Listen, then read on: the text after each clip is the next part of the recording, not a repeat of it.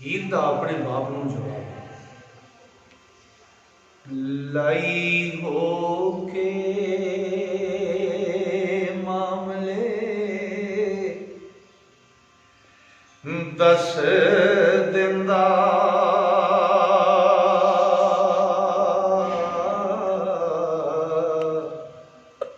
ਤੇ ਮੁਨਸਫ ਹੋ ਪਏ ਵੱਡੇ ਭੇੜਿਆਂ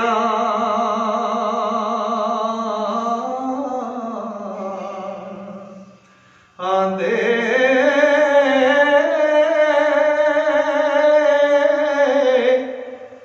ਵਾਹੋਂ ਕੱਢ ਕੇ ਕੰਡੇ ਦੇ ਪਾਰ ਲਾਏ। ਹੋ ਇਹ ਸੱਥੋਂ ਕੱਢ ਦਿੰਦਾ ਖੋਜ ਛੇੜਿਆਂ ਦੇ,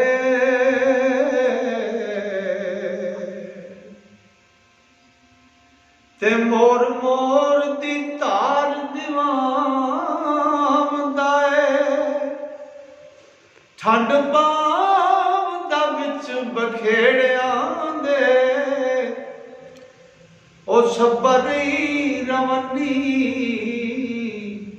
ਨੂੰ ਸਾਂਭ ਲਵੇ, ਅੱਖੀਂ ਵਿੱਚ ਰੱਖੇ ਵਾਂਗ ਤੀਰਿਆਂ ਦੇ।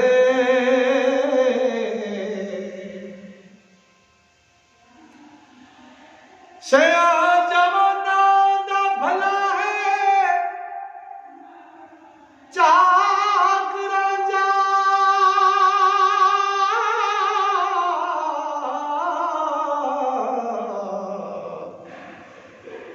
ਜਿੱਥੇ ਨਿਤ ਪਾਉਂਦੇ ਲੱਖ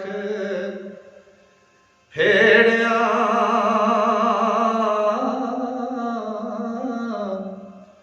ਆਂਦੇ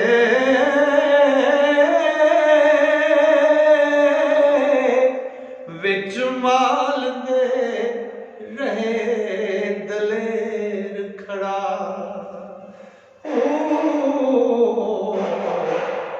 ਪਹਿਲਵਾਨ ਜੋ ਵਿੱਚ ਅਖੇੜਿਆਂ ਦੇ,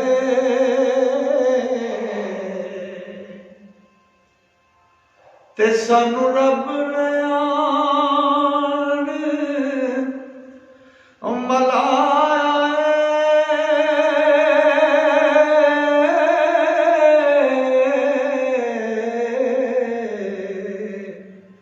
ਮੈਂ ਤਾਂ ਪਾਰਖਾਂ ਵਿੱਚ ਤੀਰਿਆਂ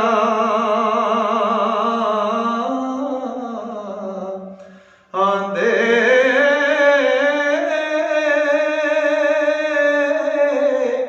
ਵਿੱਚ ਕੰਮ ਦੇ ਬਹੁਤ ਹੁਸ਼ਿਆਰ ਰਹਿੰਦਾ।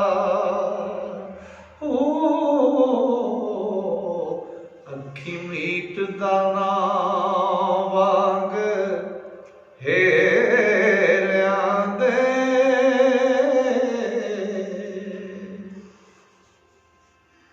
ਹੁਣ ਖੁਸ਼ੀ ਦੇ ਨਾਲ ਤੂੰ ਆਖਣੀਏ,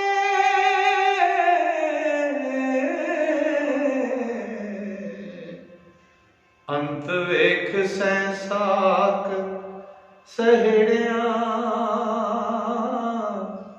ਆਂਦੇ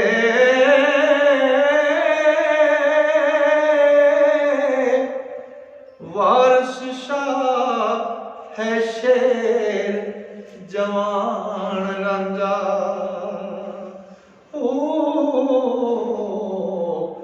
ਪਿੱਛੇ ਪਾਉਂਦਾ ਏ ਤਾੜੀਆਂ ਭੇੜਿਆਂ ਦੇ, ਲਾਈ ਹੋ ਕੇ ਮਾਮਲੇ ਦੱਸ ਦਿੰਦਾ, ਮੁਨਸਫ ਹੋ ਗਏ ਵੱਡੇ ਭੇੜਿਆਂ ਦੇ, ਵਾਹੋਂ ਕੱਢ ਕੇ ਕੰਡੇ ਦੇ ਪਾਰ ਲਾਏ, ਸੱਥੋਂ ਕੱਢ ਦਿੰਦਾ ਖੋਜ ਛੇੜਿਆਂ ਦੇ। ਮੋਰ ਮੋਰ ਦੀ ਧਾਰ ਦਿਵਾਉਂਦਾ ਏ, ਠੰਡ ਪਾਉਂਦਾ ਵਿੱਚ ਬਖੇੜਿਆਂ ਦੇ। ਸੱਭਾ ਰਈ ਰਵੱਦੀ ਨੂੰ ਸਾਂਭ ਲਿਆਵੇ, ਅੱਖੀ ਵਿੱਚ ਰੱਖੇ ਵਾਂਗ ਧੀਆਂ ਦੇ, ਸਿਆਂ ਜਵਾਨਾਂ ਦਾ ਭਲਾ ਹੈ ਚਾਕ ਰਾਂਝਾ, ਜਿੱਥੇ ਨਿਤ ਪਾਉਂਦੇ ਲੱਖ ਫੇਰਿਆਂ ਦੇ, ਵਿੱਚ ਮਾਲਦੇ ਰਹਿ ਦਲੇਰ ਖੜਾ, ਪਹਿਲਵਾਨ ਜੋ ਵਿੱਚ ਅਖੇੜਿਆਂ ਦੇ, ਸਾਨੂੰ ਰੱਬ ਨੇ ਆਨ ਨੂੰ ਮਿਲਾਇਆ ਹੈ। ਮੈਂ ਤਾਂ ਪਾ ਰੱਖਾਂ ਵਿੱਚ ਧੀਆਂ ਦੇ, ਵਿੱਚ ਕੰਮ ਦੇ ਬਹੁਤ ਹੁਸ਼ਿਆਰ ਰਹਿੰਦਾ, ਅੱਖੀ ਮੀਟਦਾ ਨਾ ਵਾਂਗ ਹਿਰਿਆਂ ਦੇ, ਹੁਣ ਖੁਸ਼ੀ ਦੇ ਨਾਲ ਤੂੰ ਆਖਦੀ ਹੈ, ਅੰਤ ਵੇਖ ਸਿੰਘ ਸਾਗ ਸਹੇੜਿਆਂ ਦੇ, ਵਾਰਿਸ ਸ਼ਾਹ ਹੈ ਸ਼ੇਰ ਜਵਾਨ ਰਾਂਝਾ, ਪਿੱਛੇ ਪਾਉਂਦਾ ਹੈ ਢਾਈਆਂ ਭੇੜਿਆਂ ਦੇ।